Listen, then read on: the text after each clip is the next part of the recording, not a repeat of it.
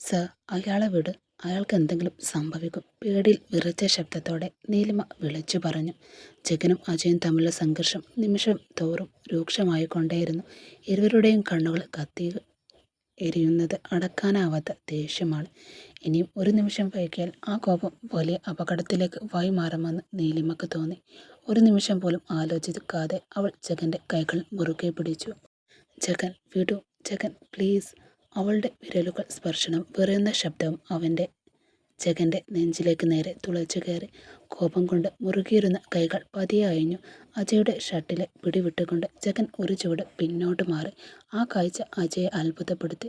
ഇവൻ ദേഷ്യം പോയോ? അതും ഈ പെണ്ണിന്റെ ഒരൊറ്റ വാക്ക് കേട്ട്. മനസ്സിൽ പുഞ്ചിരിച്ചുകൊണ്ട് അജയ് നീലിമയെ തല മുതൽ കാൽ വരെ ഒന്ന് നോക്കി. ഇന്ന് നടക്കുന്ന ഫംഗ്ഷനിലേക്ക് വാക്കുകൾ പാതിയിൽ നിർത്തി തിരിഞ്ഞു നിന്ന അവൻ വീണ്ടും അവളെ നോക്കി. സ്വീറ്റെ, നീയും തീർച്ചയായും വരണം, കണ്ണിറക്കിക്കൊണ്ട് പറഞ്ഞ് പരിഹാസച്ചിരിയോടെ അജയ് മുറിയിൽ നിന്നും പുറത്തേക്ക് നടന്നു. മുറിയിലാകെ നിശബ്ദത പടർന്നു. ദീർഘമായ ശ്വാസം വലിച്ചെടുത്ത നീലിമ തിരിഞ്ഞു നോക്കിയപ്പോൾ താനിപ്പോൾ ജഗന്റെ കൈകൾ മുറുകെ പിടിച്ചു നിൽക്കുകയാണെന്ന് അവൾക്ക് മനസ്സിലായത്.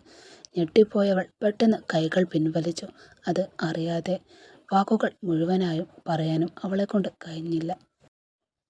ജഗൻ പതിയെ അവളുടെ അടുത്തേക്ക് നടന്നു. അവൻ്റെ മുഖത്ത് പുഞ്ചിരിയൊന്നുമില്ല. കണ്ണുകൾ നിറഞ്ഞത് സംശയവും ദേഷ്യവും മാത്രമാണ്. അപ്പോൾ ഇതിനൊക്കെ കാരണം നീയാണോടി? തണുത്ത സ്വരത്തിൽ അവൻ ചോദിച്ചു. അവനോടൊപ്പം ചേർന്ന് എനിക്കെതിരെ കളിക്കുകയാണോ? അവൻ പറഞ്ഞിട്ടാണോ എൻ്റെ ഓഫീസിലേക്ക് ഇൻ്റർവ്യൂവിനായിട്ട് നീ വന്നതും? നീലിമ ഞെട്ടലോടെ തലയാട്ടി. സർ, അവൻ ആരാണെന്ന് പോലും എനിക്കറിയില്ല. ഓഹോ. പരിഹാസത്തോടെ ചിരിച്ച ജഗൻ വീണ്ടും അവളെ നോക്കി. അറിയാത്ത ആളാണോടി? പിന്നെ എങ്ങനെ ആണടി രണ്ടുപേരും ഒരുമിച്ച് ഇവിടെ എത്തിയത്? അവകാശമുള്ളവനെ പോലെ നിന്നെ പിടിച്ച് ഒരു വശത്തേക്ക് അവൻ ഇരുത്തി. അതെല്ലാം ഞാൻ കണ്ടതല്ലടി. അവൾ മറുപടി പറയാൻ ശ്രമിച്ചെങ്കിലും അവൻ അവസരം നൽകിയതേയില്ല.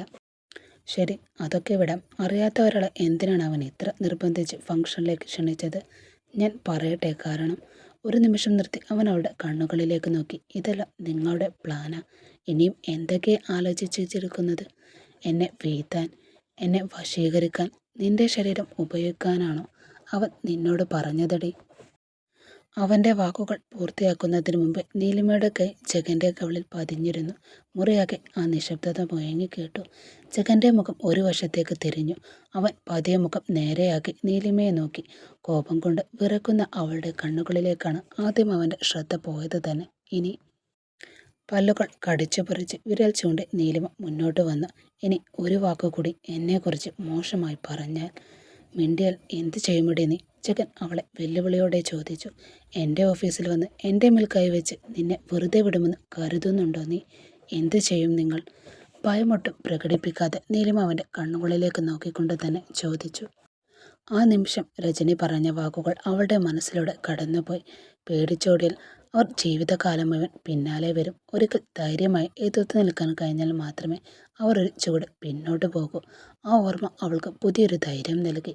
എപ്പോഴും എല്ലാവരെയും പേടിച്ച് വിറച്ചിരുന്ന നീലിമ ഇന്ന് ആദ്യമായി ആരുടെയും മുന്നിൽ തല കുനിക്കാതെ നിന്നു. അവളുടെ ആ മാറ്റം കണ്ട് ജഗനും ഒരു നിമിഷം മിണ്ടാതെയായി. രേവതി. നീലിമയുടെ കൈകൾ മുറുകെ പിടിച്ച് പിന്നിലേക്ക് വലിച്ചുകൊണ്ട് രേവതി അവളുടെ മുന്നിലേക്ക് കയറി നിന്നു. അവളുടെ കണ്ണുകളിൽ ദേഷ്യം ആളിക്കത്തുന്നുണ്ടായിരുന്നു. എന്നാൽ ജഗൻ അവനോ നീലിമയെ മാത്രം നോക്കി നിശ്ചലനായി നിന്നു. കവിളിലെ ചുവന്ന പാടിനേക്കാൾ അവനെ വേദനിപ്പിച്ചത് അവളുടെ കണ്ണുകളിൽ നിറഞ്ഞു നിന്ന അപമാനവും വെറുപ്പുമായിരുന്നു. നീലിമ കുറച്ച് ക്ഷമയോടെ ഇരിക്കുന്നേ, രേവതി ശാന്തമാകാൻ ശ്രമിച്ചുകൊണ്ട് അവളോടായി പറഞ്ഞു. പക്ഷേ നീലിമയുടെ ഇത്രയും നാൾ അടക്കി വെച്ചിരുന്ന എല്ലാ വേദനകളും ആ നിമിഷം പൊട്ടി പുറത്തേക്കിറങ്ങി. ഞാനല്ലേ പറഞ്ഞത് അവനെക്കുറിച്ച് എനിക്കൊന്നും അറിയില്ലെന്ന്? അവളുടെ ശബ്ദം വിറച്ചെങ്കിലും വാക്കുകൾ ഉറച്ച കരുത്തുണ്ടായിരുന്നു. ഞാൻ ശരീരം കാണിച്ച് ഇയാളെ വശീകരിക്കാൻ വന്നതാണെന്ന്. ആരാണെന്ന് പോലും അറിയാത്ത ഒരാളുടെ കൂടെ ചേർന്ന് ഇയാളെ ചതിക്കാൻ വന്നതാണ്. ഇതാണ് ഇയാൾ പറയുന്നത്. ഓരോ വാക്കും ജഗന്റെ നെഞ്ചിലേക്ക് അമ്പ് പോലെ തറഞ്ഞിറങ്ങി. എന്താണ് നിങ്ങളെപ്പോലെ പുരുഷന്മാരുടെ വിചാരം? അവൾ പുഞ്ചിരിച്ചു. പക്ഷെ അത് സന്തോഷത്തിൻ്റെ പുഞ്ചിരിയായിരുന്നില്ല, നിറഞ്ഞ അവജ്ഞയായിരുന്നു അവളുടെ ഉള്ളിൽ. സ്ത്രീകൾ എല്ലായ്പ്പോഴും തല കുനിച്ച് നിൽക്കണം, നിങ്ങൾ പറയുന്നത് മാത്രം കേൾക്കണം. സ്വന്തം കൈവിൽ മുന്നോട്ട് പോകാൻ ശ്രമിച്ചാൽ ആദ്യം ചോദ്യം ചെയ്യുന്നത് അവരുടെ സ്വഭാവത്തെയാണ്. അവളുടെ കണ്ണുകൾ നിറഞ്ഞു. ജോലി ചെയ്യാൻ വന്ന ഒരു പെണ്ണിനെ വിലയിരുത്തേണ്ടത് അവളുടെ കഴിവ് നോക്കിയല്ലേ? പക്ഷേ ഇല്ല. ആദ്യം അവളുടെ ശരീരത്തെക്കുറിച്ച് സംസാരിക്കും, പിന്നെ അവളുടെ സ്വഭാവത്തെക്കുറിച്ച് ചോദ്യം ചെയ്യും. അതുകൊണ്ട് അവൾ തകർന്നു പോകുമെന്ന് കരുതും.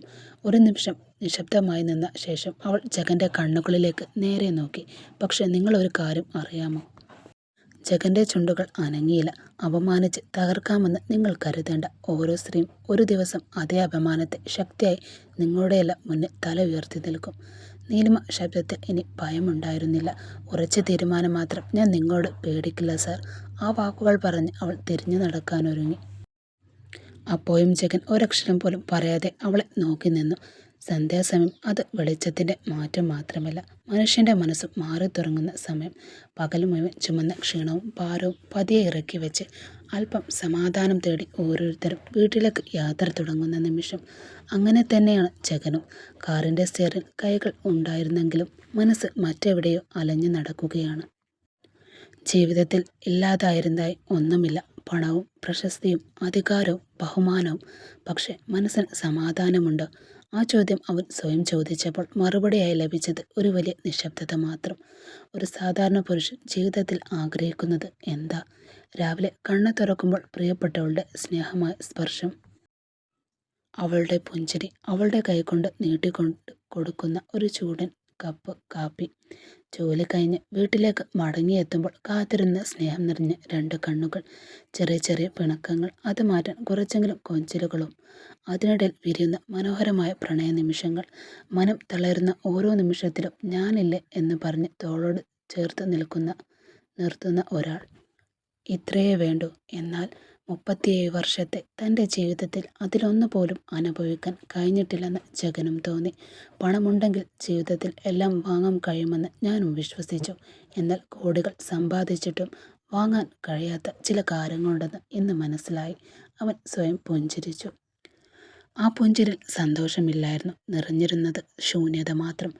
സാന്ത്വനവും വാങ്ങാൻ കഴിയില്ല. ആത്മാർത്ഥമായ സ്നേഹം വാങ്ങാൻ കഴിയില്ല. മനസ്സിലുണ്ടാകുന്ന ഒരാളെയും വാങ്ങാൻ കഴിയില്ല. കാർ പതിയെ നഗരവീഥിയിലൂടെ മുന്നോട്ട് നീങ്ങി.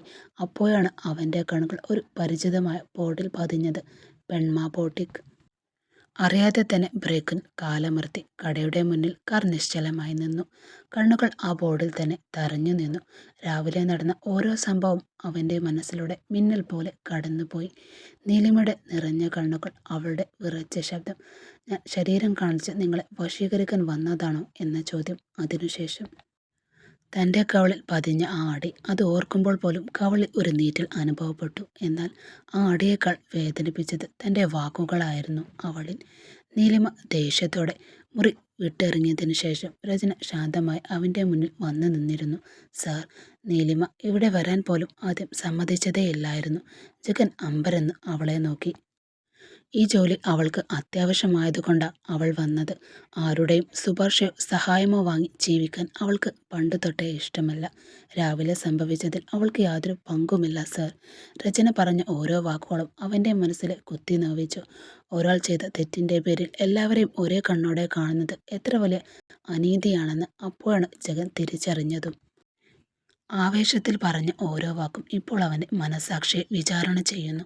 കടയുടെ ഗ്ലാസ് വാതിലേക്ക് നോക്കിക്കൊണ്ട് ജഗൻ ദീർഘമായി ശ്വാസമെടുത്തു. നീലിമ. അറിയാതെ ആ പേര് അവൻ്റെ ചുണ്ടുകളിൽ നിന്ന് പുറത്തേക്ക് വന്നു. ഇന്നാദ്യമായി അവളോട് മാപ്പ് പറയണമെന്ന് അവൻ്റെ മനസ്സ് ആത്മാർത്ഥമായി ആഗ്രഹിച്ചു. മതി. ഹോംവർക്ക് തീർത്ത മമ്മി നിനക്ക് ഇഷ്ടമുള്ള പാസ്ത ഉണ്ടാക്കിത്തരാം. എന്ത് പാസ്തയോ? ആവേശത്തോടെ ഹോംവർക്ക് നോട്ടെടുത്തുകൊണ്ട് തിരിഞ്ഞ അരുണിൻ്റെ മുഖം പെട്ടെന്ന് നിശ്ചലമായി. വാതിലിന് മുന്നിൽ നിന്നിരുന്ന ആളെ കണ്ടതും അവൻ്റെ ചിരി മാഞ്ഞു. അരുണിൻ്റെ നോട്ടം പിന്തുടർന്നു നോക്കിയ നീലിമയുടെ കണ്ണുകളും ചുവന്നു. കടയുടെ പ്രവേശന കവാടത്തിൽ ജഗൻ നിൽക്കുന്നു. ഒരു നിമിഷം പോലും അവിടെ നിൽക്കാൻ മനസ്സ് സമ്മതിക്കാതെ അവൾ വേഗത്തിൽ അവൻ്റെ അടുത്തേക്ക് നടന്നു.